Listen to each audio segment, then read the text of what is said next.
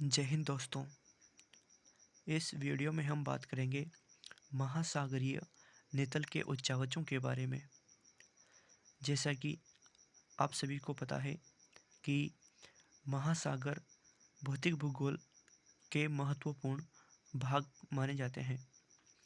जैसे कि हम भू आकृति विज्ञान में पर्वत, फटार, मैदान आदि क्षेत्रों का अध्ययन करते हैं, उसी प्रकार से महासागरीय भागों में भी इस तरह की प्रमुख स्थलाकृतियाँ पाई जाती है। तो इस वीडियो में हम उन्हीं स्थलाकृतियों के बारे में जानेंगे। सबसे पहले हम बात करते हैं कि महासागर कितने हैं और क्षेत्रफल के अनुसार उनका क्रम क्या है।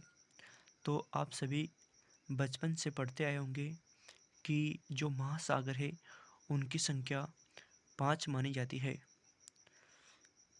जिनके एक प्रकार को अगर हम हटा दें दक्षिण महासागर को, तो 4 मुख्य महासागर हैं, जिनका क्रम क्षेत्रफल के अनुसार इस प्रकार है। सबसे पहले हम क्षेत्रफल के अनुसार प्रशांत महासागर को रखते हैं, क्योंकि प्रशांत महासागर विश्व का सबसे बड़ा महासागर है, जिसका क्षेत्रफल लगभग 16.5 करोड़ वर्ग किलोमीटर के लगभग है।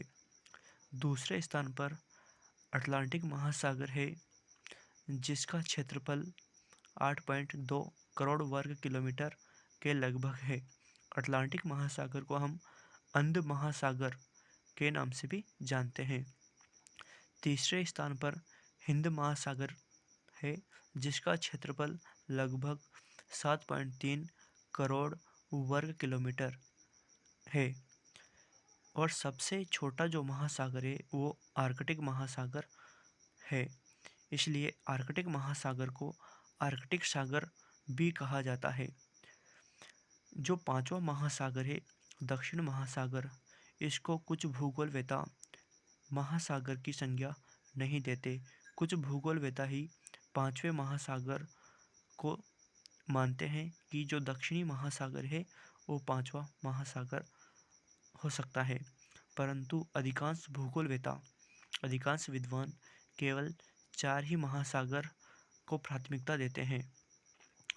तो इस वीडियो में हम बात करेंगे कि महासागरीय नितल में कौन कौन से उच्चावच पाए जाते हैं, जिनकी क्रमशः क्या स्थिति है। सबसे पहले देखते हैं कि महासागरों की औसत गहराई क्या है। तो मित्रों, महासागरों की जो औसत गहराई है वो लगभग 3800 मीटर है। उसी प्रकार से स्थलखंड की जो औसत ऊंचाई है वो लगभग 840 मीटर है।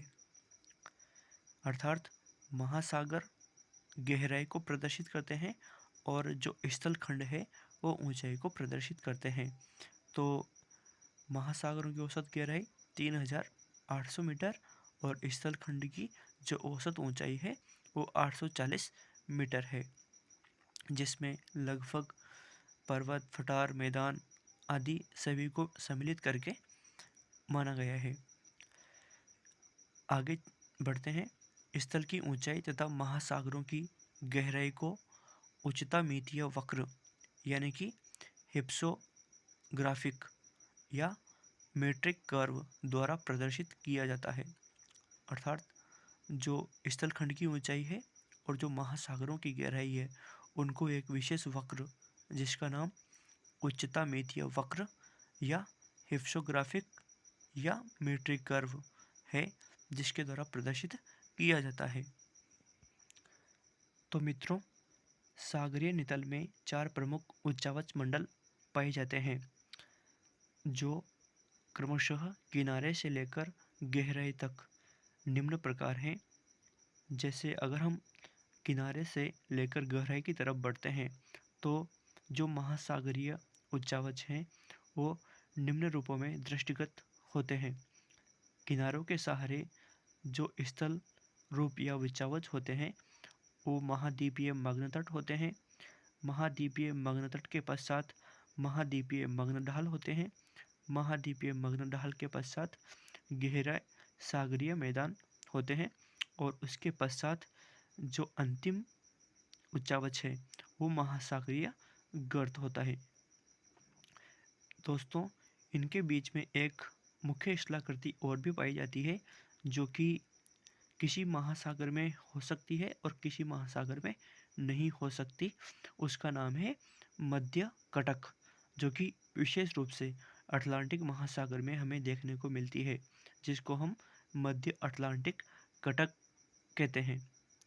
ठीक है, आगे बढ़ते हैं।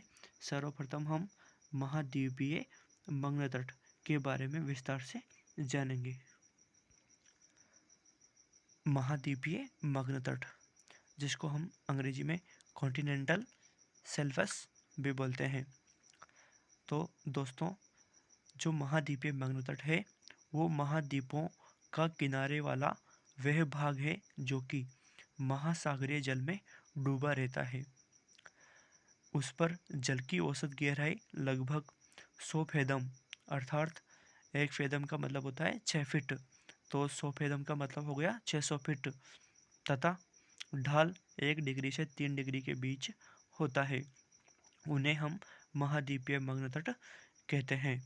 अर्थात कहने का तात्पर्य यह है कि महाद्वीपों के किनारे वाला वह भाग जो कि महासागर के जल में डूबा हुआ रहता है, और अगर उस जल की गहराई, औसत गहराई 100 फेदम अर्थात 600 फीट तथा ढाल 1 से 3 डिग्री के बीच होता है, तो वह महाद्वीपीय मग्न तट कहलाता है।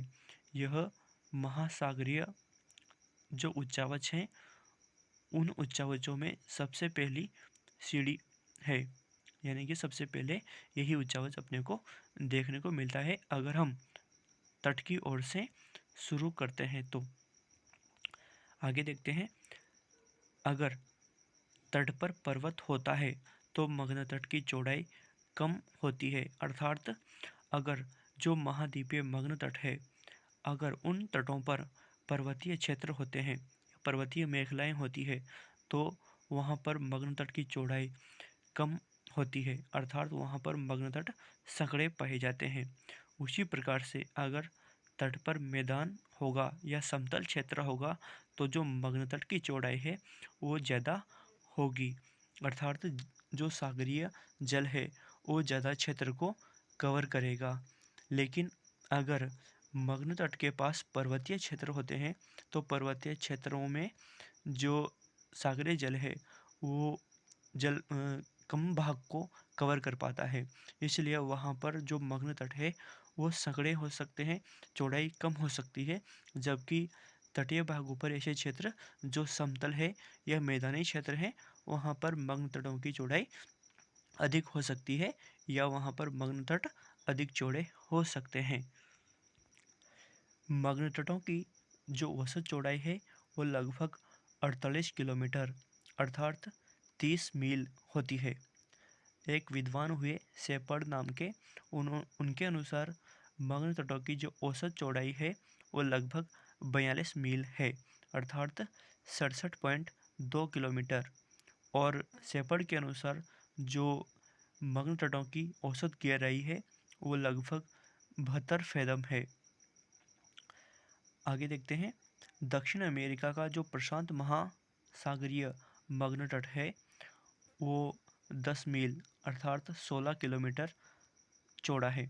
उसी प्रकार से उत्तरी अमेरिका के पूर्वी तट पर अर्थात अटलांटिक महासागर के पश्चिमी तट पर, इसका मतलब यही हुआ कि अटलांटिक महासागर के पश्चिम तट पर, क्योंकि उत्तरी अमेरिका का पूर्वी तट अटलांटिक महासागर का पश्चिमी तट होगा। तो जो उत्तरी अमेरिका का पूर्वी तट है वहाँ पर जो महाद्वीपीय मग्न तट है उसकी चौड़ाई 60 से 75 मील अर्थात 96 से 120 किलोमीटर तक है। उसी प्रकार से आर्कटिक सागर में जो मग्न तटों की चौड़ाई है वो लगभग 100 से 300 मील अर्थात 160 से 480 किलोमीटर तक है, जो कि सबसे अधिक है।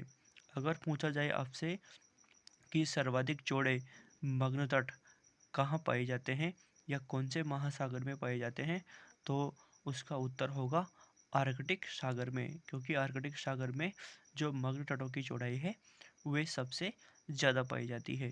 अर्थात आर्कटिक महासागर में लगभग 100 से 300 मीटर 100 से 300 मील चौड़े मग्न तट हो सकते हैं, पाए जा सकते हैं। ठीक है, इसलिए सबसे अधिक चौड़े मग्न तट आर्कटिक महासागर के माने जाते हैं। आगे देखते हैं, समस्त महासागरीय नितल के क्षेत्रफल के लगभग 8.6% भाग पर मग्न तट पाए जाते हैं। अर्थात अगर हम संपूर्ण स्थलाकृतियों की बात करें, यानी कि महाद्वीपीय मग्न तट, महाद्वीपीय मग्न ढाल, गहरे सागरीय मैदान और महासागरीय गर्त, तो उनमें से जो अगर उन सभी के क्षेत्रफल को हम 100% माने, तो उस 100% क्षेत्रफल में से 8.6% भाग पर मग्न तट पाए जाते हैं। ठीक है, अटलांटिक के संपूर्ण क्षेत्रफल के, यानी कि जो अटलांटिक महासागर है उसके संपूर्ण क्षेत्रफल के लगभग 13.3% भाग पर, यानी कि सर्वाधिक मग्न तट पाए जाते हैं। उसी प्रकार से प्रशांत महासागर के लगभग 5.7% भाग पर महाद्वीपीय मग्न तटों का विस्तार है। उसी प्रकार से हिंद महासागर के 4.2% भाग पर महाद्वीपीय मग्न तटों का विस्तार है। ठीक है, तो अगर पूछा जाए कि सर्वाधिक क्षेत्रफल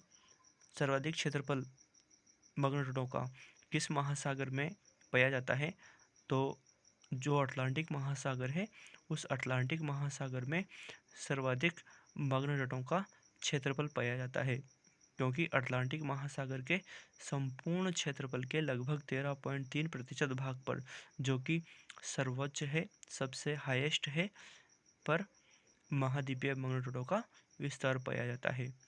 ठीक है, भारत का जो पश्चिमी मग्न तट है पूर्वी मग्न तट की अपेक्षा अधिक चौड़ा है।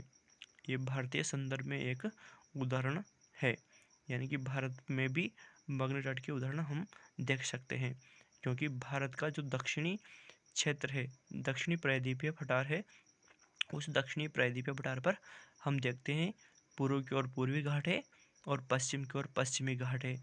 तो जो भारत का पश्चिमी मग्न तट है वो पूर्वी मग्न तट की अपेक्षा अधिक चौड़ा है। चौड़ा इसलिए है क्योंकि पश्चिमी मग्न तट पर जो नदियां हैं वो एस्चुरी का निर्माण करती है, इसलिए वहाँ पर जो मग्न तट है वो अधिक चौड़ा है, जबकि पूर्वी भाग का मग्न तट कम चौड़ा है। ठीक है, इस क्लास में सिर्फ इतना ही। अगली क्लास में हम बात करेंगे महाद्वीपीय मग्न ढालों के बारे में। अगर आपको इस वीडियो से थोड़ी बहुत भी जानकारी मिलती है या ये वीडियो आपके लिए लाभदायक साबित होता है, तो ये मेरे लिए बहुत ही खुशी की बात होगी। धन्यवाद। जय हिंद, वंदे मातरम।